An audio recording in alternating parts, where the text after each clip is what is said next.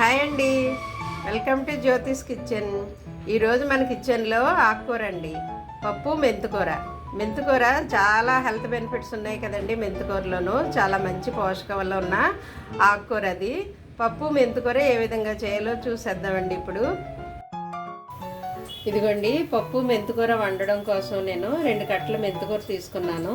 ఒక టమాటా పెద్దది, 2 పచ్చిమిర్చి చీలికలు తీసుకున్నాను. అయితే నేను ఈ డిష్లో వేసేస్తున్నాను. ఇప్పుడు మొత్తం అన్నీ వేసేస్తున్నాను.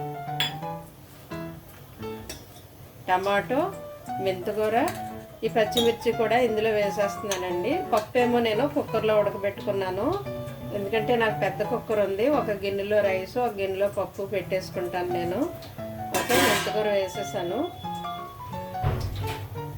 ఇందులో ఇప్పుడు నేను కొద్దిగా పసుపు, ఇది చాలా చిన్న స్పూను, ఒక 1/2 స్పూన్ వేసాను. ఓకే, పప్పుకి సరిపడా సాల్ట్ నేను ఇప్పుడే వేసేస్తున్నాను. ఒక 1/2 స్పూన్ వేసానండి. ఈ స్పూన్ పెద్దదనమాట, టీ స్పూను, అందువల్ల 1/2 స్పూన్ వేసాను. ఇదిగో కారం కూడా వేస్తున్నాను. పప్పులో కారం అక్కర్లేదు, 1/2 స్పూన్ వేస్తున్నానండి. ఇదైతే టేబుల్ స్పూను, టీ స్పూన్ కాదు. ఇదిగోండి, కొంచెం వాటర్ వేస్తున్నాను, ఒక 1/2 గ్లాసు చాలు. ఎందుకంటే ఆకుకూర ఉడికాక పప్పు వేస్తాను కదా. ఇదిగో స్టవ్ ఆన్ చేశాను.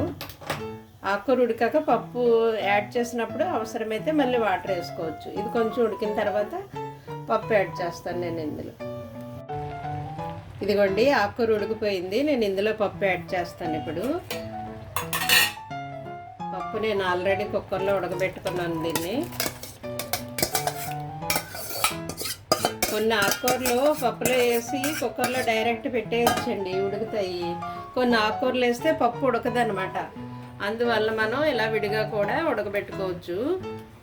మరి గోంగూర కానీ ములంకూర కానీ పప్పులో వేసేస్తే ఆ పప్పు ఉడకదండి. అందువల్ల ఇలా వేరే ఉడకబెట్టుకోవాలి. కొన్ని అయితే ఉడుకుతాయి, తోటకూర, మెంతికూర, చుక్కకూర ఇలాంటివి ఉడికిపోతాయి. పాలకూర అయినా ఉడికిపోతుంది. ఇది కొంచెం ఉడికిన తర్వాత నేను ఇదిగో వాటర్ సరిపోయింది నాకు. ఒక 2 మినిట్స్ ఉడికిన తర్వాత దీన్ని తాలింపు చేసేస్తాను. ఇదిగోండి, పప్పు ఆకుకూర దగ్గరికి ఉడికిపోయింది బాగాను. దీన్ని ఇప్పుడు మనం తాలింపు చేసేయడమేనండి. దీన్ని పక్కకి దించుతాను నేను. వేరే పొయ్యి మీదకి షిఫ్ట్ చేసి దీంట్లో తాలింపు చేస్తాను అనమాట. పప్పు కదండి, పప్పు కోసం నేను నెయ్యి వాడతాను తాలింపుకి. మీ ఇష్టం, మీరు నెయ్యి ఫ్లేవర్ నచ్చకపోతే ఆయిల్ వేసుకోవచ్చు. పప్పులో నెయ్యి బాగుంటుంది కదా, అందువల్ల నేను నెయ్యి వేస్తున్నాను. దీనికోసం నేను తీసుకున్న తాలింపు ఇదిగోండి, తాలింపు దినుసులు, వెల్లుల్లి, 2 అయితే ఎండుమిర్చి, జీలకర్ర, ఆవాలు, ఇంకేం అక్కర్లేదు. ఫస్ట్ వెల్లుల్లి వేస్తున్నాను. నెయ్యి వేడెక్కగానే ఫస్ట్ అది వెల్లుల్లి వేసాను.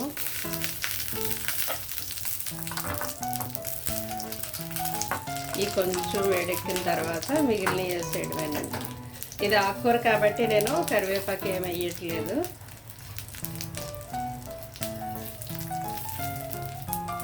కొంచెం వేడెక్కిన తర్వాత పప్పులోకి తిరగేసేయడమే.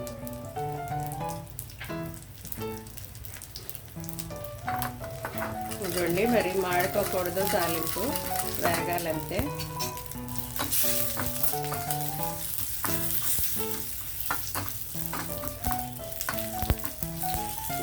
కొంచెం ఫ్రై అయిపోయాయి. నేను దాన్ని పప్పుని అవతలకి షిఫ్ట్ చేస్తాను.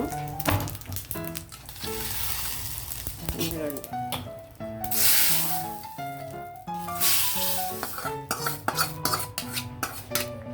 అయిపోయింది. ఎంతో టేస్టీగా ఉండే, ఇది హెల్త్కి కూడా చాలా మంచిదండి. ఇది మెంతికూర చాలా మంచిది హెల్త్కి, షుగర్ ఉన్న వాళ్ళకి కూడాను.